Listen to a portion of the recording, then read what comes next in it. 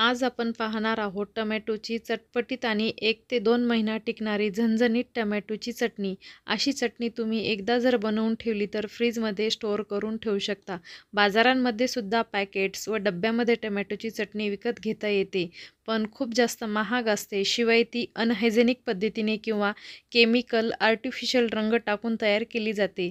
आज आपण जी टमॅटोची चटणी तयार करणार आहोत ती अगदी घरगुती साहित्य तसेच आरोग्यदायी पद्धतीने कशी तयार करायची आहे ते आपण आज बघणार आहोत. ही चटणी इडली, डोसा तसेच दैनंदिन जेवणात तसेच मुलांच्या डब्यातही देऊ शकता. उन्हाळ्यात टमॅटो स्वस्त असतात म्हणून ही आपण चटणी करून ठेवू शकतो. कारण पावसाळ्यात सुरुवातीला टमॅटो महाग असतात. भाजीमध्ये टमॅटो म्हणून ही चटणी टाकू शकतो. तर या ठिकाणी मी घेतलेले आहेत अर्धा किलो टमॅटो स्वच्छ धुवून घेतलेले आहे आणि त्यासोबत 1 वाटी चिंच घेतलेलं आहे. आणि टमॅटो कापून घेतल्याच्या नंतर हे पॅनमध्ये टाकून घ्यायचे आहे आणि चिंचही छान स्वच्छ धुवून घ्यायची आहे आणि त्यावरती आपल्याला तेल टाकून घ्यायचं आहे.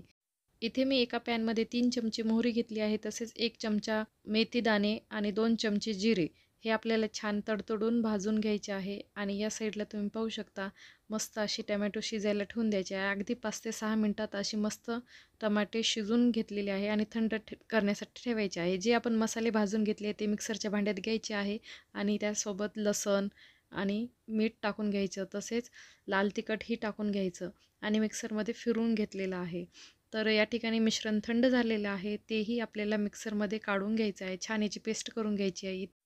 इथे मी पॅनमध्ये 1 कप तेल घेतलेलं आहे आणि छान गरम झाल्यावर यामध्ये मोहरी तडतडून घ्यायची. त्यानंतर जिरे छान तडतडून झाल्याच्या नंतर लाल मिरच्या, कढीपत्ता तसेच लसण, उडदाची डाळ आणि हरभऱ्याची डाळ हे छान आपल्याला तेलामध्ये भाजून घ्यायचे आहे. त्यानंतर आपण जो मसाला तयार केलेला आहे तोही मसाला टाकून घ्यायचा आणि टमॅटोची पेस्ट टाकून घ्यायची आहे. इथे मी छान परतून घेत आहे.